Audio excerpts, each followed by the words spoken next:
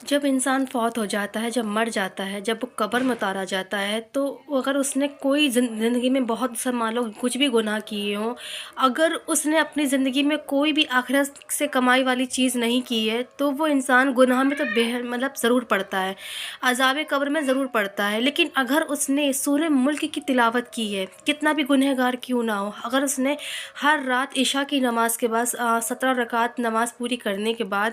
اس نے اگر سورہ ملک کی تلاوت کی ہے روز، تو پتہ ہے اس کا عذاب قبر وہیں ٹھہر جائے گا، اسے وہیں روک لے گا عذاب قبر۔ ایسا کہا جاتا ہے کہ سورہ ملک کی تلاوت کرنے والے پر عذاب نازل نہیں ہوتا ہے۔ تو کتنی طاقت ہے سورہ ملک میں۔ میں تو کہتی ہوں کہ جو جان بوجھ کر بھی گناہ کرتے ہیں وہ بھی توبہ کیجئے،